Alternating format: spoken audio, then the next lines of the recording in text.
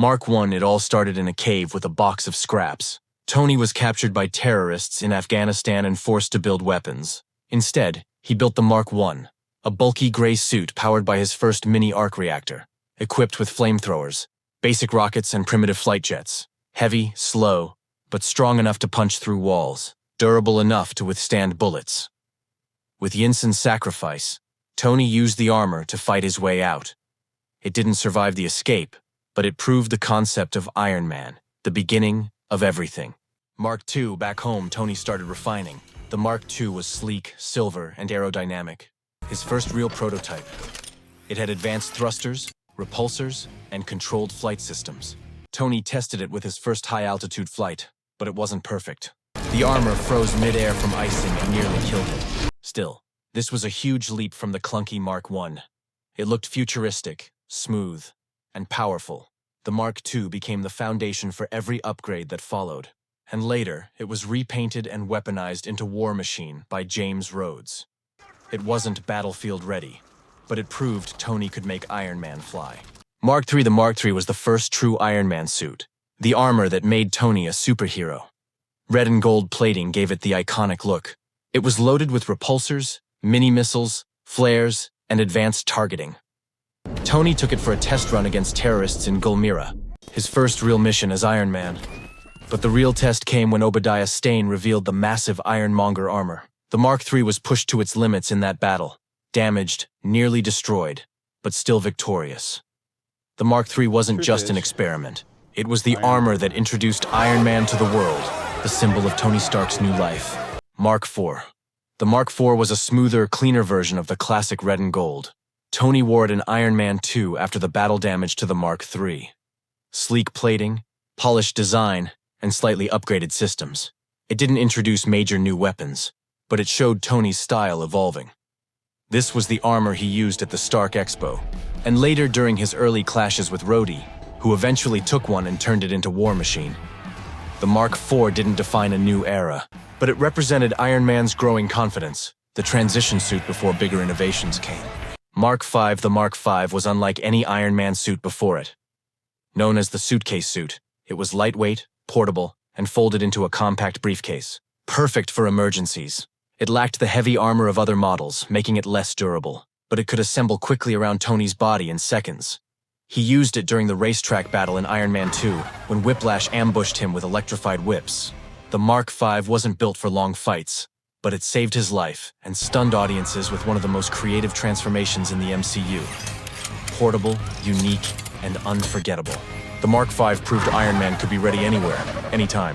Mark VI. The Mark VI introduced Tony's triangular arc reactor design. Stronger, sharper, and more advanced than anything before it.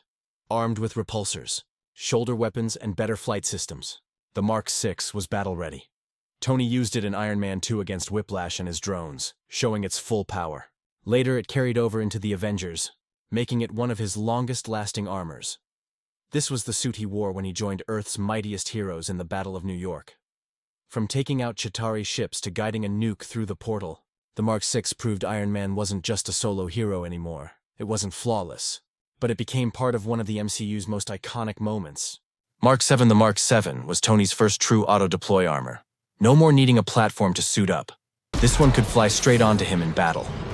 It featured upgraded repulsors, stronger plating, and an arsenal of rockets and mini-missiles. Tony wore it during the Avengers in the Battle of New York. This was the suit that assembled around him mid-fall when Loki pushed him out of Stark Tower. One of the coolest transformations in MCU history.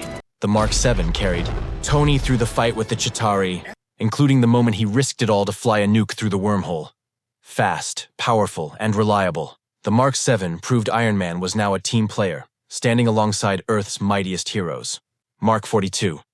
By Iron Man 3, Tony had built dozens of suits, but the Mark 42 stood out. Also called the prehensile armor. This suit could fly onto him piece by piece. It was designed for convenience, but it was far from perfect. The armor often failed to assemble correctly, leaving Tony vulnerable in battle. Still, when it worked, it gave him flexibility he'd never had before. He used it to fight Aldrich Killian and his army of extremist soldiers. Though the armor took a serious beating, the Mark 42 symbolized Tony's obsession after New York. He couldn't stop building, couldn't stop preparing. It wasn't his most reliable armor, but it was an important step in his evolution as a hero. Broken, patched together, but still heroic. Mark 45. The Mark 45 debuted in Avengers Age of Ultron, sleeker than the bulky Mark 43.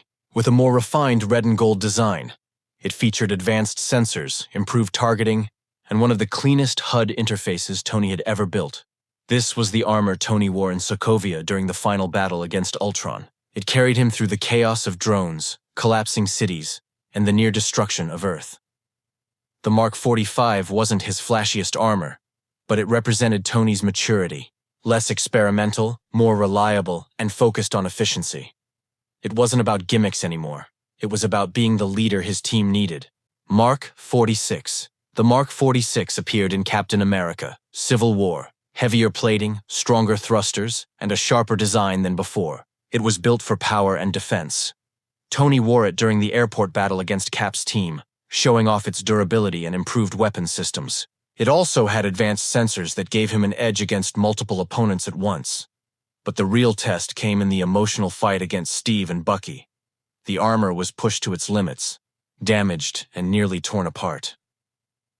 The Mark 46 wasn't just another upgrade. It was the suit that carried Tony through one of his most personal and painful battles. Mark 50, Bleeding Edge. The Mark 50 was Tony's most advanced armor yet. The nanotech suit, unlike earlier armors. This one was stored inside a chest-mounted unit and could flow across his body instantly. No assembly required.